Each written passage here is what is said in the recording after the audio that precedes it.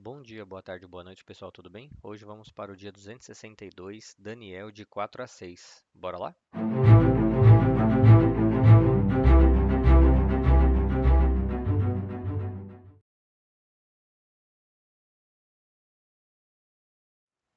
Daniel 4.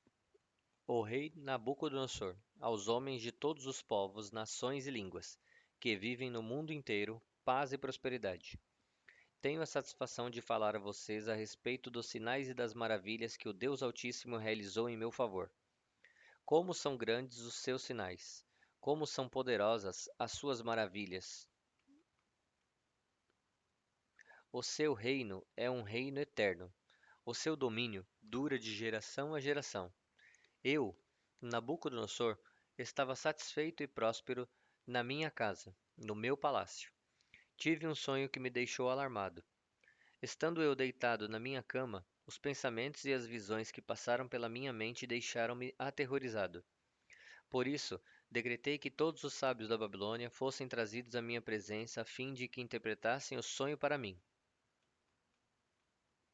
Quando os magos, os encantadores, os astrólogos e os adivinhos vieram, contei-lhes o sonho, mas eles não puderam interpretá-lo. Por fim, veio Daniel à minha presença e eu lhe contei o sonho.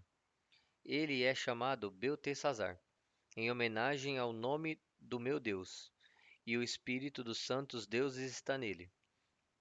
Eu disse: Beltesazar, chefe dos magos, sei que o espírito dos santos deuses está em você e que nenhum mistério é difícil demais para você. Vou contar as visões que tive no meu sonho. Interprete-o para mim. Estas foram as visões que passaram pela minha mente quando estava deitado na minha cama. Olhei, e diante de mim havia uma árvore muito alta no meio da terra. A árvore tornou-se tão grande e forte que a sua copa tocou o céu. Era visível até os confins da terra. Tinha belas folhas e muitos frutos. Nela havia alimento para todos. Debaixo dela, os animais do campo achavam sombra, e as aves do céu viviam nos seus galhos. Todas as criaturas se alimentavam daquela árvore. Nas visões que passaram pela minha mente, quando estive deitado na minha cama, olhei e vi diante de mim um mensageiro santo que descia do céu.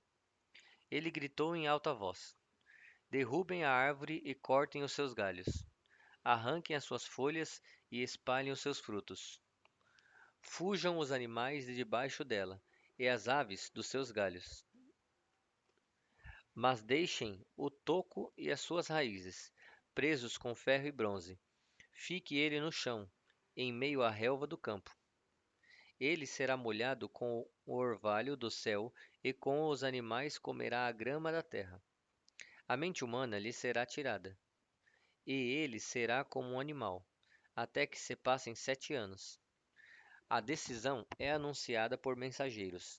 Os santos declaram o veredito, para que todos os que vivem saibam que o Altíssimo domina sobre os reinos dos homens.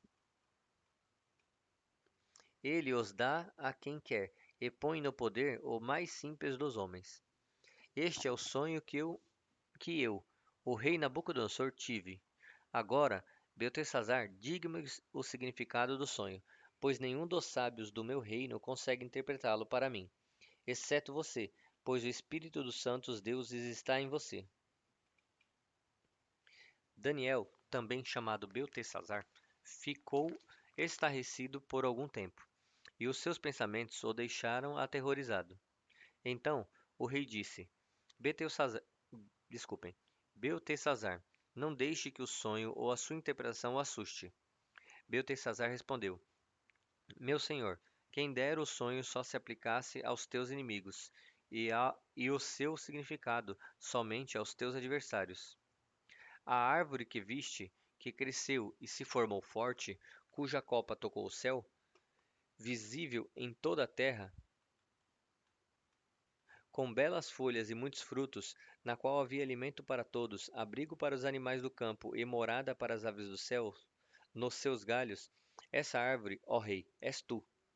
Tu te tomaste grande e poderoso, pois a tua grandeza cresceu até alcançar o céu, e o teu domínio se estende até os confins da terra. E tu, ó rei, viste também um mensageiro santo que descia do céu e dizia: Derrubem a árvore e destruam-na, mas deixem o toco e as suas raízes, presos com ferro e bronze. Fique ele no chão, em meio à relva do campo. Ele será molhado com o orvalho do céu e viverá com os animais selvagens, até que se passem 7 anos. Esta é a interpretação, ó rei, e este é o decreto que o Altíssimo emitiu contra o rei, meu senhor. Tu serás expulso do meio dos homens e viverás com os animais selvagens. Comerás capim como os bois e te molharás com o orvalho do céu. Passarão 7 anos até que admitas que o Altíssimo domina sobre os reinos dos homens e os dá a quem quer. A ordem para deixar o toco da árvore com as raízes significa que o teu reino será devolvido a ti quando reconheceres que os céus dominam. Portanto, ó rei, aceita o meu conselho. Renuncia aos teus pecados e às tuas iniquidades. Pratica a justiça e tem compaixão dos necessitados. Talvez, então, continues a viver em paz. Tudo isso aconteceu com o rei Nabucodonosor. 12 meses depois, quando o rei estava andando no terraço do palácio real da Babilônia, disse: Acaso não é esta a grande Babilônia que eu construí como capital do meu reino, com o meu enorme poder e para a glória da minha majestade? As palavras ainda as palavras, desculpem, as palavras ainda estavam nos seus lábios quando veio do céu uma voz que disse: É isto que está decretado quanto a você, rei Nabucodonosor. O seu reino foi tirado. Você será expulso do meio dos homens, viverá com os animais selvagens e comerá capim como os bois. Passarão 7 anos até que admita que o Altíssimo domina sobre os reinos dos homens e os dá a quem quer. A sentença sobre Nabucodonosor cumpriu-se imediatamente. Ele foi expulso do meio dos homens e passou a comer capim como os bois. O seu corpo foi molhado com o orvalho do céu até que os seus cabelos e pelos cresceram como as penas da águia, e as suas unhas, como as garras das aves. Ao fim daquele período, eu, Nabucodonosor, levantei os meus olhos ao céu e percebi que o meu entendimento tinha voltado. Então louvei ao Altíssimo, honrei e glorifiquei aquele que vive para sempre. O seu domínio é um domínio eterno, o seu reino dura de geração a geração. Todos os povos da terra são como nada diante dele. Ele age como lhe agrada com os exércitos dos céus e com os habitantes da terra. Ninguém é capaz de resistir à sua mão, nem de lhe dizer: O que fizeste?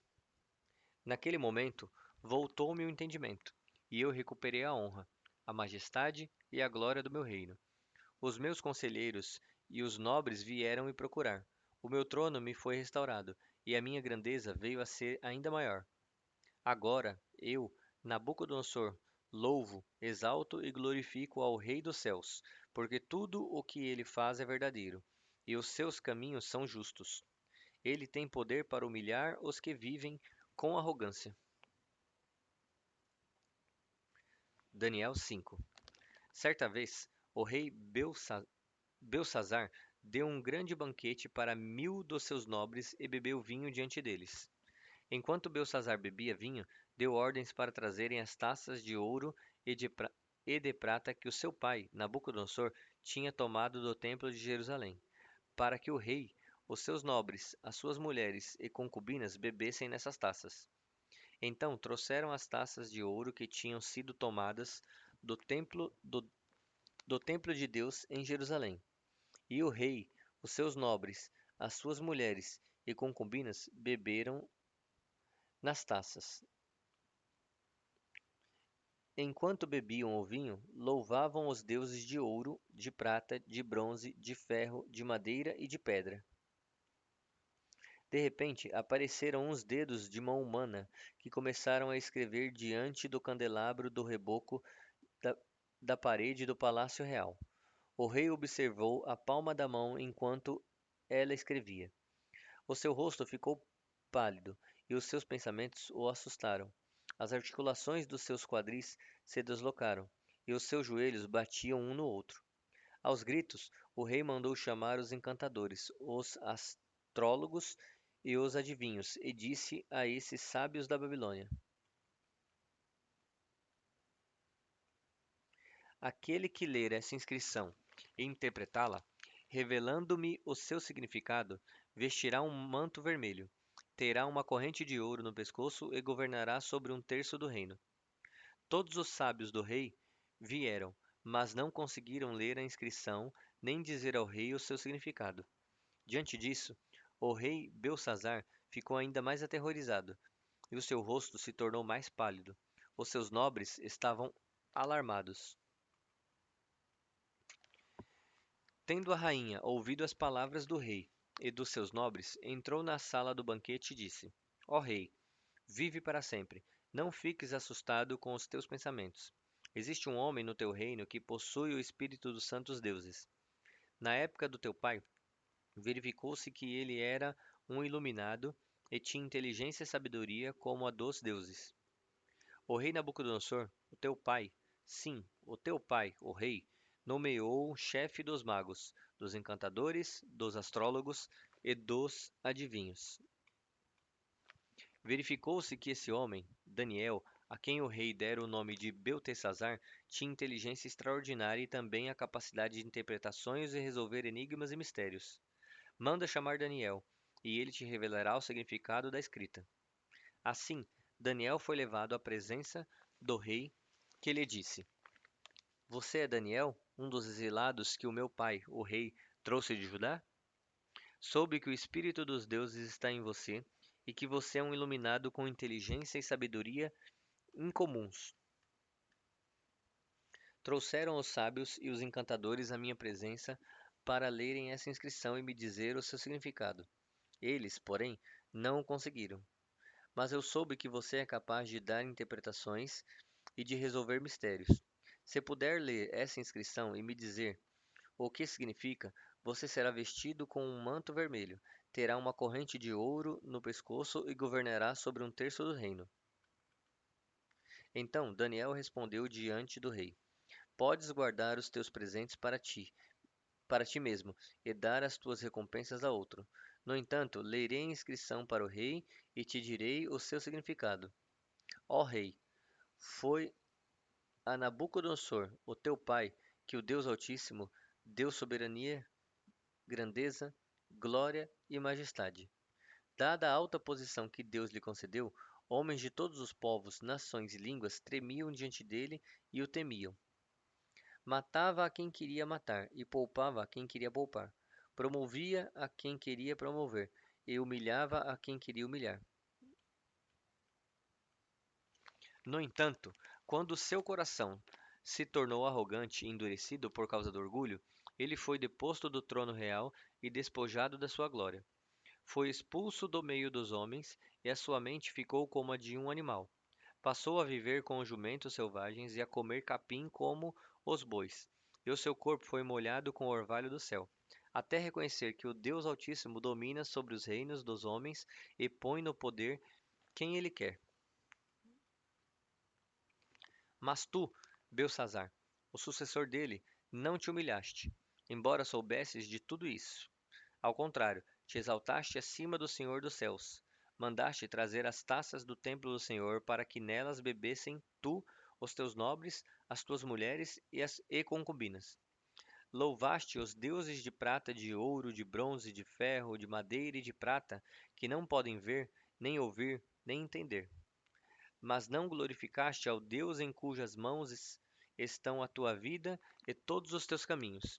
Por isso, ele enviou a mão que escreveu as palavras da inscrição. Esta é a inscrição que foi feita: Mene, Mene, Tekel, Parsim. E este é o significado dessas palavras.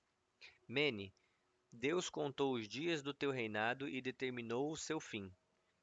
Tekel, ou Tekel, foste pesado na balança e achado em falta. Pérez, o teu reino foi dividido e entregue aos medos e persas. Então, por ordem de Belsazar, vestiram Daniel com um manto vermelho, puseram-lhe uma corrente de ouro no pescoço e o proclamaram governante sobre um terço do reino. Naquela mesma noite, Belsazar, rei dos babilônios, foi morto, e Dário, o Medo, apoderou-se do reino, com a idade de 62 anos. Daniel 6. Dário achou por bem nomear 120 sátrapas para governar todo o reino, e designou 3 supervisores sobre eles, um dos quais era Daniel. Os sátrapas tinham que prestar contas a eles para que o rei não sofresse nenhuma perda. Ora, Daniel se destacou tanto entre os supervisores e os sátrapas por suas grandes qualidades que o rei planejava estabelecê-lo sobre todo o reino. Diante disso, os supervisores e os sátrapas procuraram motivos para acusar Daniel em sua administração governamental, mas nada conseguiram. Não puderam achar nele falta alguma, pois ele era fiel.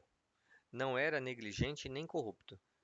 Finalmente, esses homens disseram: jamais encontraremos algum motivo para acusar esse Daniel, a menos que seja algo relacionado com a lei do Deus dele. Assim, os supervisores e os sátrapas, de comum acordo, foram falar com o rei. Ó rei Dário, vive para sempre. Todos os supervisores reais, os prefeitos, os sátrapas, os conselheiros e os governadores concordaram em que o rei deve emitir um decreto e impor uma proibição, segundo a qual todo aquele que orar a qualquer deus ou a qualquer homem nos próximos 30 dias, exceto a ti, ó rei, seja atirado na cova dos leões. Agora, ó rei, emite o decreto e assina-o para que não seja alterado, conforme a lei dos medos e dos persas, que não pode ser revogada. Assim, o rei Dário assinou o decreto. Quando Daniel soube que o decreto tinha sido publicado, foi para casa, para o seu quarto, no andar de cima, cujas janelas davam para Jerusalém, e ali fez o que costumava fazer. 3 vezes por dia ele se ajoelhava e orava, agradecendo ao seu Deus. Então, aqueles homens foram investigar e encontraram Daniel orando, pedindo ajuda a Deus. Em seguida, foram logo falar com o rei acerca do decreto real. Tu não publicaste um decreto segundo o qual, nestes 30 dias, todo aquele que orar a qualquer Deus ou a qualquer homem, exceto a ti, ó rei, será lançado na cova dos leões? O rei respondeu: o decreto está em vigor, conforme a lei dos medos e dos persas, que não pode ser revogada. Então disseram ao rei: Daniel, um dos exilados de Judá, não te dá ouvidos, ó rei, nem ao decreto que assinaste. Ele continua orando 3 vezes ao dia. Quando o rei ouviu isso, ficou muito contrariado e decidiu salvar Daniel. Até o pôr do sol fez o possível para livrá-lo. Contudo, os homens lhe disseram: lembra-te, ó rei, de que, segundo a lei dos medos e dos persas, nenhum decreto ou edito do rei pode ser modificado. Então o rei deu ordens, e eles trouxeram Daniel e o jogaram na cova dos leões. O rei, porém, disse a Daniel que o seu Deus, a quem você serve continuamente, o livre. Taparam a cova com uma pedra, e o rei a selou com o seu anel e com os anéis dos seus nobres, para que a decisão sobre Daniel não se modificasse. Tendo voltado ao palácio, o rei passou a noite sem comer e não aceitou nenhum divertimento na sua presença. Além disso, não conseguiu dormir. Logo ao alvorecer, o rei se levantou e correu para a cova dos leões. Quando ia se aproximando da cova, gritou aflito: Daniel, servo do Deus vivo, será que o seu Deus, a quem você serve continuamente, pôde livrá-lo dos leões? Daniel respondeu: Ó rei, vive para sempre. O meu Deus enviou o seu anjo que fechou a boca dos leões. Eles não me fizeram mal algum, pois fui considerado inocente perante Deus. Também contra ti não cometi mal algum, ó rei. O rei muito se alegrou e ordenou que tirassem Daniel da cova. Quando o tiraram da cova, viram que não havia nele nenhum ferimento, pois ele tinha confiado no seu Deus. Então Por ordem do rei, os homens que tinham acusado Daniel foram atirados na cova dos leões, com as suas mulheres e com seus filhos. Antes de chegarem ao fundo da cova, os leões os atacaram e despedaçaram todos os seus ossos. Então o rei Dário escreveu aos homens de todos os povos, nações e línguas de toda a terra: paz e prosperidade. Faça um decreto para que, em todos os domínios do império, os homens temam e reverenciem o Deus de Daniel, pois ele é o Deus vivo e permanece para sempre. O seu reino não será destruído, e o seu domínio jamais acabará. Ele livra, salva e faz sinais e maravilhas, nos céus e na terra. Ele livrou Daniel do poder dos leões. Assim, Daniel prosperou durante os reinados de Dário e de Ciro, o persa. Bom, pessoal, chegamos ao fim de mais um dia. Espero ver vocês amanhã aqui novamente e que Deus abençoe a cada um de vocês.